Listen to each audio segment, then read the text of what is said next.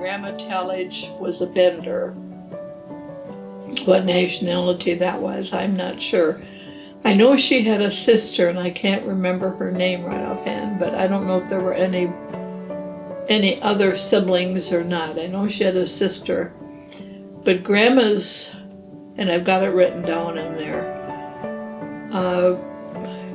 it was through Grandma Talmadge's mother.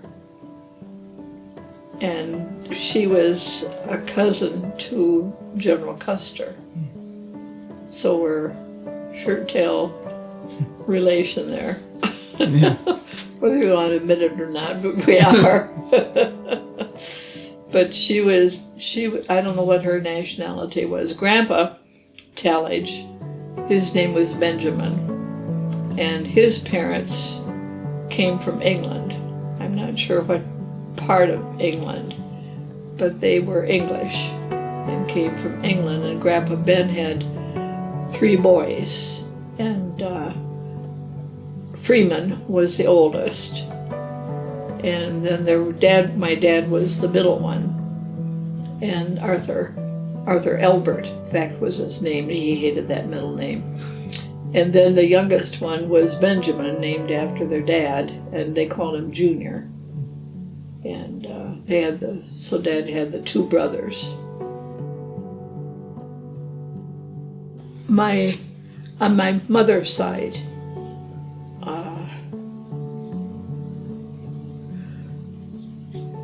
her grandfather was in the Civil War. Grandpa, his name was Luke Scribner, and he was, at the time they lived in Ohio. And of course, the Civil War came along, and he went to war, and he made it through. He was in Sherman's March to the Sea, and I don't know. He's buried in the Richland Center Cemetery. There's a place there where the Civil War veterans are buried, but where Grandma was, or is, I have no idea. She must have been in Ohio, because I remember my mother saying that, well, back then they had no phones or no communication of any kind. They lived on a farm, and she'd walk out to the driveway and wait for somebody to come by to give her word of the Civil War.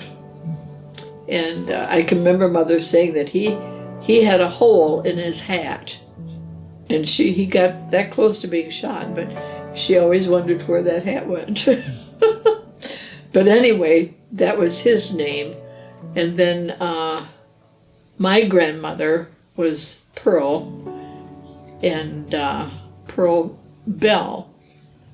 And her parents are buried in Richland Cemetery. And they were Samuel Bell.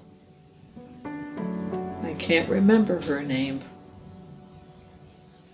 Anyway, and they had 2 children. They had Donald, who died when he was a month of being 2 years old, and then my mother.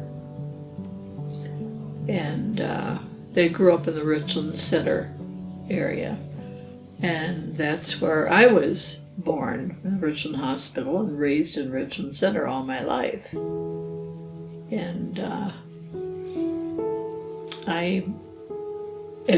in those days, you went to kindergarten. First year you went a half a year, and the next year you went a half a year. So you went 2 years to kindergarten, but not all day. And I can remember one time, well, I'll go back when I was little, and I was a pretty good kid, I think. But I can remember one time my mother was going to town shopping. We didn't live very far from downtown, so she walked up, and she was going to take me with her. And I did not want to go. I was 5. And so she went to get ready to go shopping and came back and was going to get me ready, and she couldn't find me. And she called and called and called. I didn't answer. And she thought, and at that time, there were gypsies going through town. And she thought, oh my gosh, could I have gotten outdoors and got picked up or something? And she hollered and hollered. She was going to call my dad home from work, but she hadn't yet. And she decided she'd give one more good holler. And she screamed. And I finally answered. And I said, here I am. And I had hid behind the sofa in the living room so I wouldn't have to get ready and go shopping. She was so mad at me, but I think she was so glad to see me that I didn't get spanked. So other than that, I was a pretty good kid. And then when I think I was 8 or 10, I can't remember. But I've got the book in the closet in there, and it was an operetta. Can't remember the name of it. And they held it at the auditorium in Richland Center, and I sang and danced in it. And I remember doing that when I was a kid. And then I went to school in Richland Center, and through high school, through grade school and elementary, there were a group of us girls. There were probably almost about 10 of us, really, later on, but not at that time. But some of the girls I started kindergarten with and went clear through, well, even some of them with Teachers College, and clear through high school at least, or then Teachers College with them. So we were friends together for years, and went together in high school and so forth.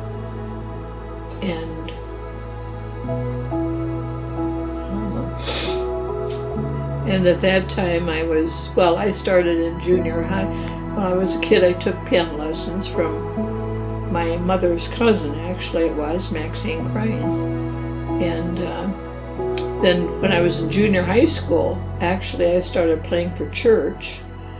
And I played for church every other Sunday, and then my cousin, Maxine's daughter, played for church every other Sunday, so we took turns. Did that for, I started in junior high, then they got the organ, and then we taught ourselves to play the organ, and I was organist for church. Well, till we finally moved to West Salem, so actually all in all I was organist for more than 50 years that I played for church off and on. And I used to sing for church. I sang in the choir. I was either in the choir or every other Sunday or playing for church every other Sunday. And I sang Easter Sunday, I always sang The Holy City. Christmas time, I always sang Star of the East. And then I started playing for weddings when I was in junior high school. And I played for up-teen weddings. I wished I had kept a list of everyone that I had played for, but I didn't do that. And I should have, because I'm sure it would have been over 100 weddings that I played for. But, so I did that all my life. So. How did you guys meet? In high school. She was in the band and I was in the band. That's the only class we were together in. She was a clarinet player and I was a cornet, I guess.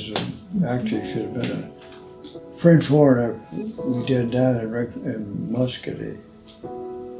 I didn't like it, but French horn is one that has been used a lot in their groups anymore. The French horn and the violin, they go together real good. I didn't know too much about it. I wasn't too good anyway, but. And I tried to get up nerve to ask her to go to the prom, but I never could get to that nerve. Well. She didn't want to marry a farmer anymore. No. I probably wouldn't have gone with you because you were a farmer. Yeah. Yeah, you and your girls, I knew them all like friends, Phyllis Keys and so forth. And Elsie, I went with Barb. I guess I went with most of your girlfriends. You didn't go with Barb, did you? Barb, when she was when I was going down to Madison. Barb Really? Hoffman? Yeah. Really? We went to the movie with her a couple times. Didn't know that. Oh, I know. Know a lot. Didn't know it, but Not Pat, it was Barb. Huh? Barb. She was in your wedding. They both were. Well, when I was in high school it was, yeah. And my girlfriend and her boyfriend, I don't know how, there must have been anyway 4 of us or 5, and I don't know why, but we just decided to go coon watermelon. And so we did. We went down towards Sextonville, below Richland Center, one night, and it wasn't really any fun because you get in the patch and you'd step on something, you'd step on a watermelon and almost fall down.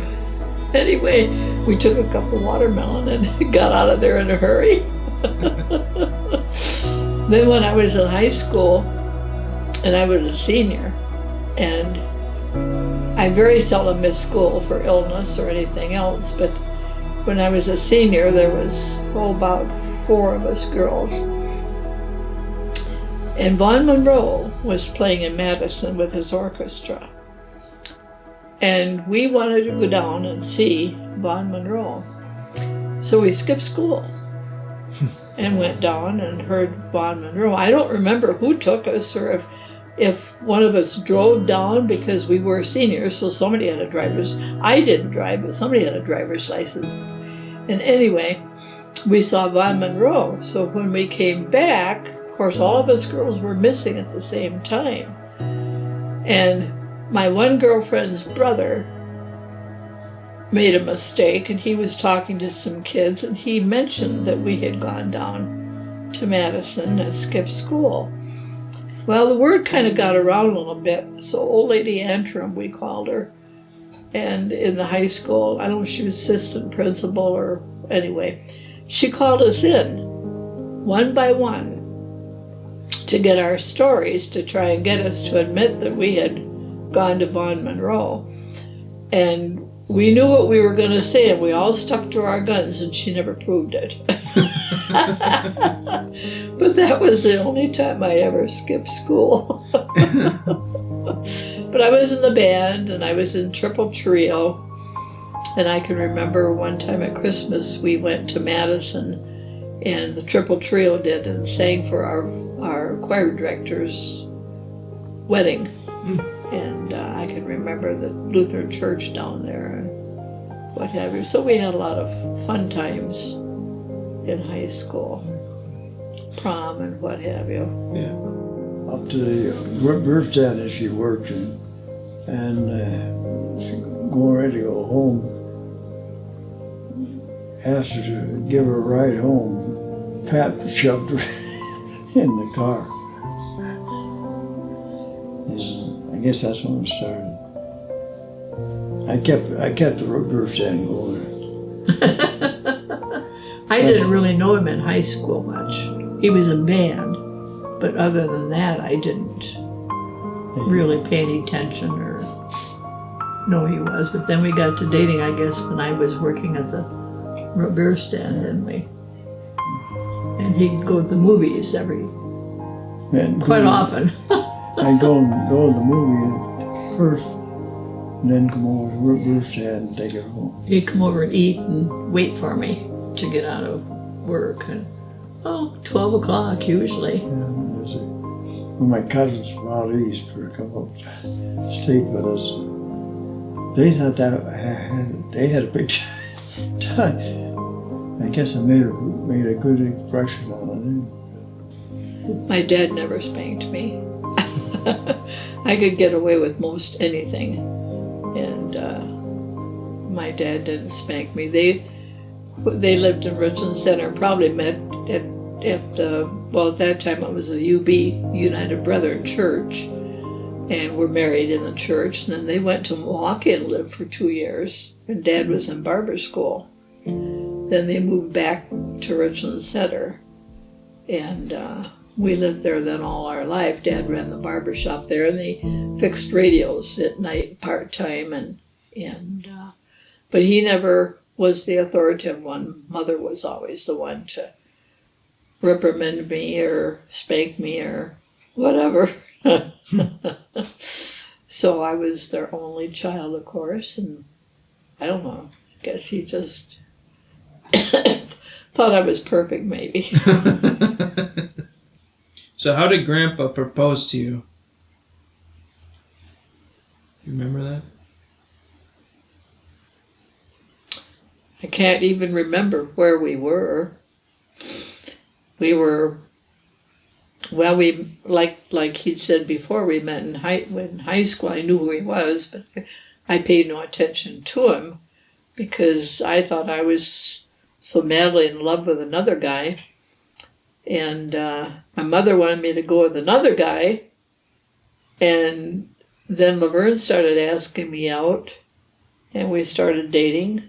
And I don't remember where we were when he proposed. We probably went to the movies or something, and maybe after or before the movies, why he asked me if I would marry him. And I said yes. And then there was another guy that I think he had been, I don't know if he was gone for a little while. Anyway, he came back, and I guess we went out. And I kind of turned the ring on my finger so he wouldn't really see it, my engagement ring. And he wanted to know if we would possibly get married, and then I told him that I was already engaged. So that was kind of naughty of me, but anyway, I did. That's funny. Big time we were together, we went to this fair. Was it Roy Rogers? At the fair, Madison, Milwaukee. Were we married then? No. Oh. No, we weren't married. And we come out, we was just soaking wet.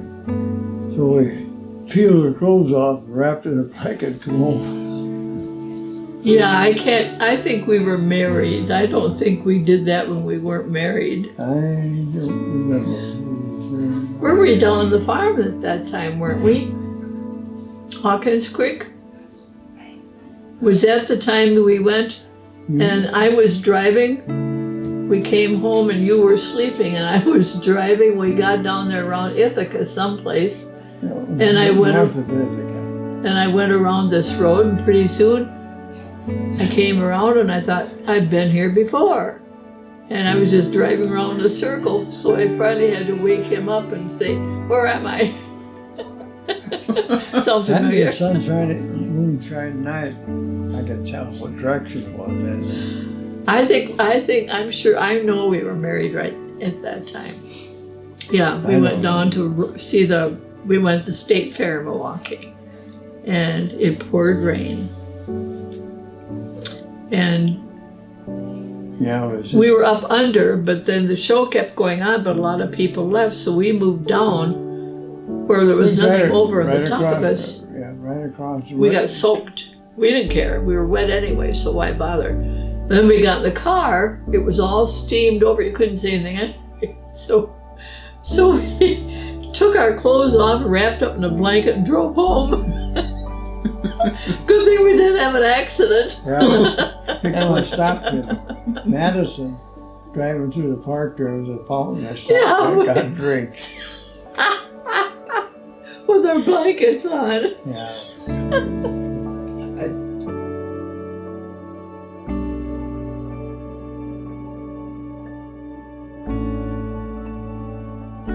Well, back when I was small, nothing was open. On Sundays, the gas station was open so you could buy gas, but nothing else, grocery store, nothing was open.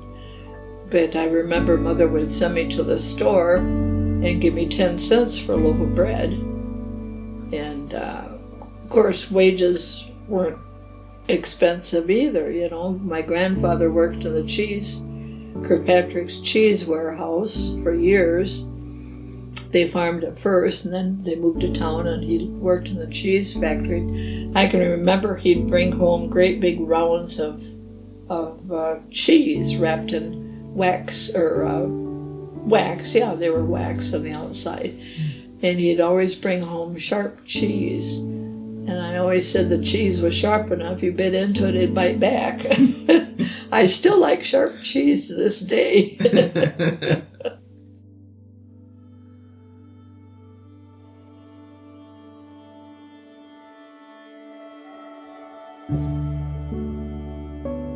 Well, I remember when I was a kid, we didn't know it, of course, but we didn't have Scotch tape. I can remember going to Marshowski's grocery store. It was down in the corner from my dad's barber shop. And you go in a store and they had a pickle barrel sitting there with pickles in it. And you get what you wanted, or the clerk in there would get it for you and pay him at the clerk. And they always, if you bought meat or something, they wrapped it up in paper, always tied it with string. Everything was tied with string because we had no Scotch tape or anything to tape anything together. So that was new. And of course, we never heard of computers or cell phones, or I remember when I was dating Laverne, we never did in town, but they had an old crank phone and you'd crank it, and if you were calling this person, you'd give it 2 cranks, and if you were calling another person, you might give it 1 crank, and then there was an operator that answered, you told her what you wanted. Everybody else around could listen in on the line too. So we were kind of careful what we said to one another. Didn't want the neighbors to know too. Well, it was pretty good sized. I think the church was about full. Yeah, we had 4. We had neighbors all there. 2 bridesmaids, Yeah. girlfriends of mine. They were My sisters. son, my brother, rather. Your brother? And Bob Tracy. Yeah, a friend of Laverne's. And Reverend Bosserman married us. Reverend Bosserman. And we had the reception. Oh yeah, miniature bride and groom.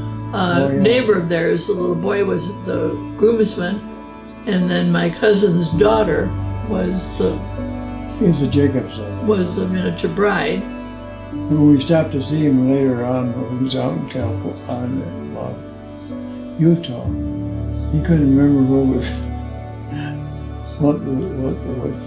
was about it. Anyway, he couldn't remember who it was. Yeah, what did he say? I don't know. Not the ring bearer, but Pallbearer. Was it pallbearer? He was a pallbearer or something. Anyway, the reception for the wedding was in the basement of the church. At that time, you didn't go. Well, they didn't really have other places to go. And to me now, not then, but now, the most stupid thing was you opened up your gifts in front of everybody and held it up and showed everybody what you got. I think that was so dumb. But of course they don't do that now. What was your favorite gift as a child? Well, I can remember one time I got a desk. And I thought that was the most wonderful thing. I could have a desk up in my room. And I thought that was, I always got a doll when I was little. Every year for Christmas I'd get a doll. Not that I needed them, but I would get a doll. And I can remember, I don't remember it, but when I was little, I was probably 5 or maybe a little younger, that I almost died of pneumonia. And mother always said my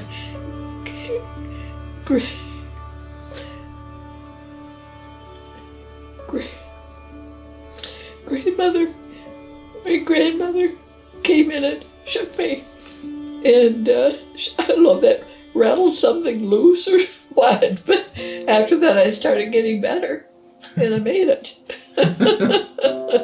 But I had the childhood diseases, chicken pox and measles. You didn't have shots back, whooping cough when I was little.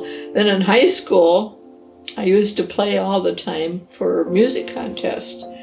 And I would have as many as 12 kids to play for solos and ensembles and stuff.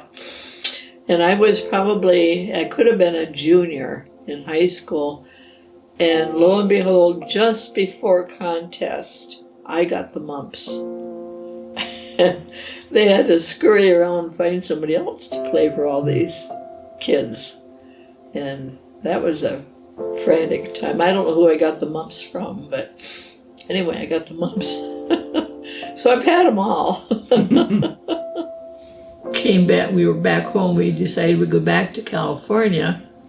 And I can't. 1971. Was it 71? And we drove out, we went to Knott's Berry Farm. Yeah.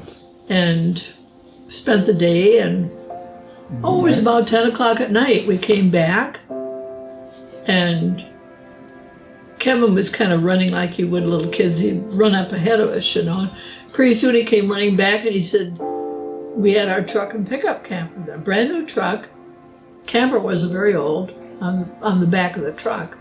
And he comes running back, and he said, it's not there. And I can hear him say it. And I said, no, yes it is. You know, no, it's not. He said, it's not there. And I said, well, you didn't look in the right place. And yes, I did. He said, it wasn't there. Yeah, So- it was cops that kind of followed us into the park there where we parked. And come to find out later, they were involved in stealing the camper. Well, we never really knew that, but they said they found had. out later. Well, they said they had policemen patrolling the park all the time, you know. Well, whether they did or not, somebody took it. But, so we spent the night in the police station, and so we called these friends from California, or from Oceanside that we had left, this couple that was like our mother and dad. And they came up to Knott's Berry Farm and picked us up, and we went down there for a couple more days. All we had was clothes on. We didn't have no money. Yeah, we had no nothing. No money or no nothing. And then I called my cousin, who was in Santa Maria, and we did go up there and stay, and we had plane tickets to fly home. Mm-hmm. And, see back? No. Anyway, plane tickets to fly home, and we found out that they had found the truck, and so we had to wait. So the four of us drove home in the pickup together. They found the truck, but not the camper. We got permission by an insurance guy to send us a statement that they'll cover us for a set in the pickup Cab, truck. yeah. Cab. Yeah. Even if one's sick. Oh, Yeah. yes. Oh, yeah. We got to Eugene, Oregon, and Vicky got so sick. Kevin sat there and he says, don't you think we better take her to the hospital? I couldn't get her out this. You go sitting on the stool and the sink was right in front of her. She was going anymore. But we think it was just the water. We could hardly Drank get the from water. gas station to gas station. You Yeah. go through California. Then you Oh, got I just like got to it, didn't see. you? Yeah. Yeah. Yeah, he First. got to go and come back through. We had. That was quite a trip. Not as bad. Not Yeah. as bad as Vicky had. I only had it the one way. That was quite a trip home. Yeah. Grandpa Bert. Grandpa was, he was there was some German in there. And kind of a mixture, I guess. His mother's name was Flavilla, Shamba. I can't remember what his dad's name was. And I can remember her. She died, I can't remember if I was 10 or younger when she passed away. But because I can remember her. And of course, back in those days, you didn't travel very far. We went to Canada a time or two, and if we go to Milwaukee, that was a long trip down there. And my great-grandmother lived in Milwaukee, and she had, I think there was 2 boys and 2 girls. And that was interesting too, because one of my grandfather's sisters married my grandmother's brother. And they lived in Milwaukee. And my great-grandmother lived in Milwaukee. And I can remember going down to Milwaukee and seeing her. And she was just well, I thought at that time, and she was probably an old lady. I mean, she was, I don't remember if she was 79 or, I can't, no. I think she was 87 when she died. But she was a little woman, very petite and short, not real tall. But they lived in Milwaukee. I can remember her being in Richland Center once, but we never saw them too much, because when my grandparents, great-grandparents died, they died right at Thanksgiving, and only 2 days apart. And I can remember there was trouble in the family with the boys and the girls. And so we never did see or hear from any of them really after Grandma was gone. And they were in Milwaukee and we were in Richland Center, and so we never contacted them. I remember one time, it was back when my mother and dad were still alive. And Donald, one of the boys, came to Mother's house and saw her. But otherwise, we didn't see him for a long time. But that's family for you. Yeah. Which was what? Who was more difficult to raise? That one. Mom? Yeah, she. For the record, that I was think it was her. She's always tested the water. She bought 2, or just barely walking, but went out to check the chickens. I told her, stay outside. I come back out of the chicken house, and where she waded in, started into the spring. We had a pond between the house and the barn, and that's where she was. Then she was one day, she painting, drawing pictures on the wall. I put her nose on it. She never did it again. I remember that. And then we went to church. Well, one day I heard the dog. She was chewing his ears. And then we went to church. Grandpa was sat on one side, we sat on the other. And she was supposed to stay one place or the other. Hardly get started, she'd switch to the other. So one day we went out of the church with a swatting as they went. Went up to the Crosscut Park. Just shut off the motor, as quiet as could be. She finally said, what are we going to do? I said, when you decided you're going to sit on one side or the other, we'll go back to church. Then there's been a long silence. Finally, she said she would. And that was the end of that one. Yeah, we were mourning during the Depression in 31. Yeah. And of course, I was too young, really, for a while to realize, I mean, nobody had anything. You didn't have any money or anything. And I guess I grew up with that notion that if you don't have the money for it, you don't buy it. You wait till you save up the money to get it, and then you can get it. And I guess we always were that way. The one time when my kids were small, well, not real old, but we went to California, and we had a brand new truck and a camper pickup on it, not very old. And we had at Knott's Berry Farm. Well, I think Grandpa told that. And it was stolen. And that was the one I can remember Laverne saying, "I gotta get you home. You're gonna be white-headed before we get there."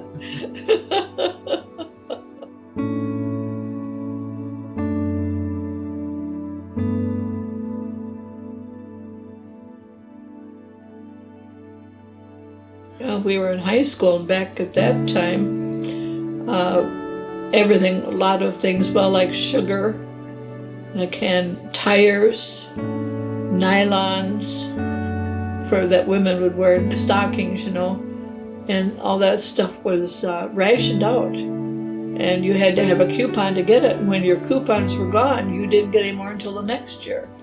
Because, of course, it was all shipped over here, and they couldn't get it over here. And so you were very careful at Christmas time how much baking you did, or you baked what you really wanted, and you were careful with your nylons. And of course, tires for the car, gasoline was rationed.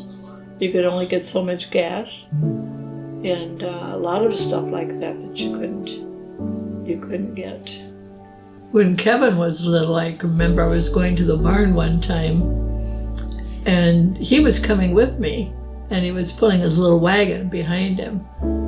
And I turned around, the next thing I knew, there he was in the pond.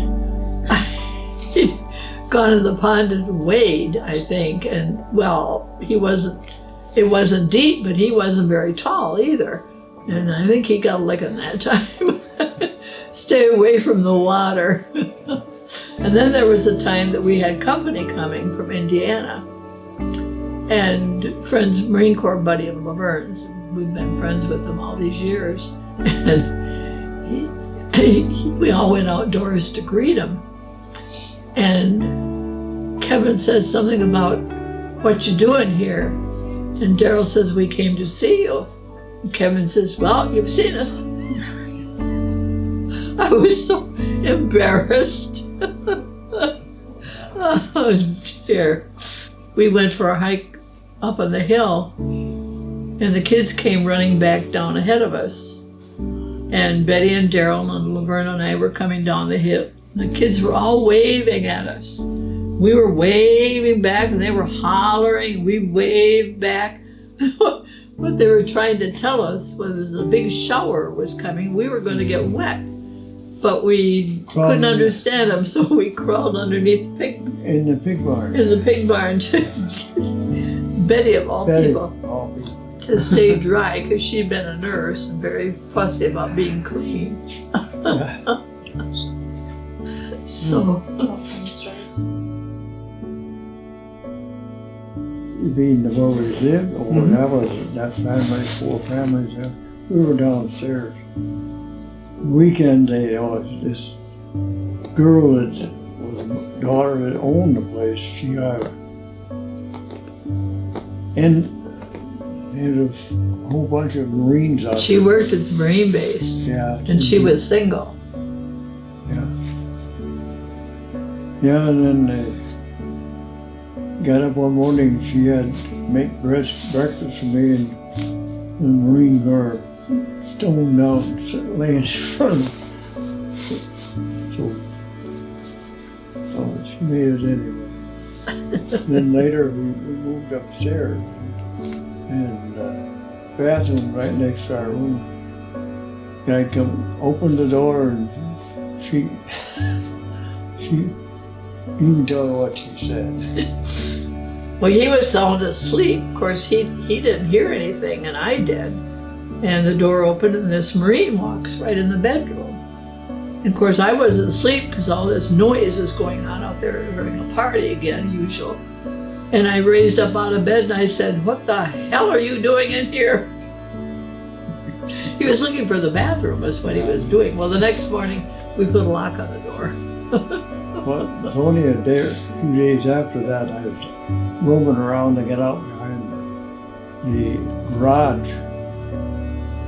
I stumbled onto a still. I said, we're getting out of here. And that's when we moved over by Richmond. Liddy Johnson's, yeah. Yeah. And the next day there's on news, big raid on the still on that apartment. So we got out just in time. And this Mrs. Johnson, we go for a day or so. We'd have stuff in the refrigerator, she turned it on vacation. It was spoiled. Boy, we ended up that. Then I had a garden there where she was trying to tell me how to do a garden. I was a better gardener than she ever had. And we moved again. Yeah. Then we got a chance, we moved to this, I call it wash house. It's a 2-room apartment place with a bathroom. Right out, you could reach right out the back door and pick lemons. We were surrounded on 3 sides by lemon trees. We lived in a lemon orchard. Oh, they were so good. Now we were there till we come home again. We had fresh lemon pie, didn't we? Oh, yeah, and it was lemon. Yeah, you betcha. I liked it when you made it home. Now you have to tell that story. I got home from making dinner for Dad and I. That was before you were born. She had a pie that would win any photo contest until you taste it. She did the little ball that was lemon, she tossed that out. So it was terrible. Well, I hadn't cooked very long. I didn't know any better. Yeah. But anyway. And I can remember seeing this little round marble. I thought, well, what's a marble doing in there for? And I threw it away. Well, it was a flavoring. Yeah, you were born while we was up there, Sabin. Yeah. And one night, I don't know, you started to wake up, you put the milk on to warm up. All of a sudden, boom! The milk all over the ceiling, the kitchen, whatever. Vicky had the colic. She never felt it, never heard it. She had her days and nights turned around, and I would get up then at night with her and get her bottle ready and everything. And that night I was so exhausted. So I was gonna, and she didn't wake up. And I thought, well, I'm gonna get ahead of her. And so I went out and put the milk on to warm up. She never did get up that night. She never woke up at all, but the milk did. It blew up everywhere. And then there was a time when she was a tiny baby, and he was up in the barn. It was cold outdoors. And I don't know what, I think I was giving her a bath. And I don't know what happened, but she got mad about her temper. And anyway, she got mad and she started to cry and she gasped for air and she held her breath and she would not let go. She was naked. And I picked her up and I shook her and she would not breathe. And I was actually heading for the barn with that naked kid, and I got to the door and she finally inhaled. I don't know where I was going, but I guess I was desperate. I thought maybe he could help me up in the barn. I don't know. But anyway, she finally breathed. Well, she was a stinker when she was little. Yeah. I had no more problem. Kevin was, I don't know, he was fine. You were not a problem child. When I was out of high school, then I went to teacher's college for 2 years. And I taught school. I taught Elm Grove School down below Richmond Center for a year. And then we got married. And I went to California and lived for 2 years. I was basically at home, although there was a lady not too far from us there that she was recording her family tree. And so I did quite a bit of typing for her and getting her family tree ready. Otherwise than that, I didn't work. I pretty much stayed home.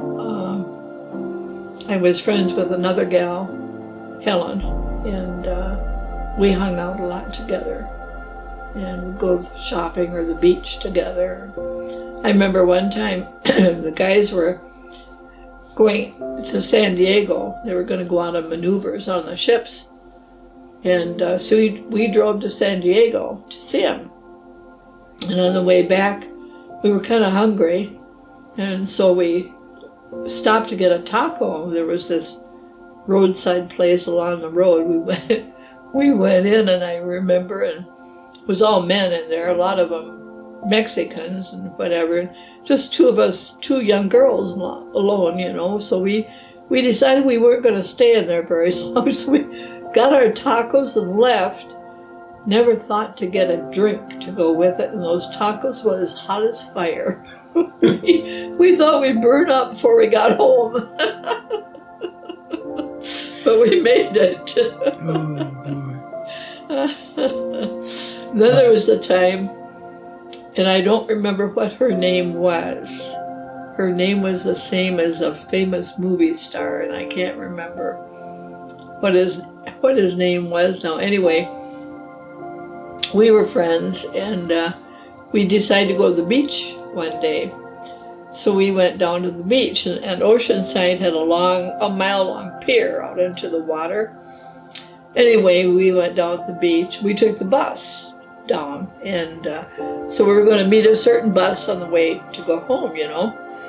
Came close to that time, and we looked at ourselves, and we thought, we're not even pink yet, you know. So, well, we'll wait and catch the next bus. So we did. We waited for another hour and a half, and caught the next bus. Got home that evening. We didn't turn pink. We turned fire red. We were so burnt. She ended up in the base hospital. We were burnt so bad. Never did that again. We go down for the beach, but we didn't stay that long. So that was fun. Oh, I worked at the middle school as a library aide. Yeah. I worked there for several years. Yeah. When I taught school, I had grades 1 through 12, and all the grades. But you'd only have maybe 2. I think I had around 25 students, and you only had maybe 2 in the 8th grade or 3 in the 6th grade, or, you know, just a few in each class, actually. But back there, that's the way you did it. You did all your janitorial work yourself. You cleaned your blackboards yourself. And you did all the work yourself. I can't remember how much I got paid. I have no idea, but not a whole lot. But so I don't know why I didn't continue going into school, and I got to Oceanside, but I didn't. And I wanted to stay in Oceanside. Grandpa didn't want to. He wanted to come home. And because none of our family was out there, we were a long ways from family. He said if we had any kids, the grandparents would never get to see them. So back we came. Yeah. Otherwise, we'd been in California. I remember we went to Tijuana, down in Mexico, and I can remember at that time, we had another guy, a Marine, along with us, and I was darn glad I had 2 Marines with me. But I don't know, it was just a little bit kind of a rough place, or even at that time, way back then. But I always said I was glad I was walking between 2 Marines. I was safe.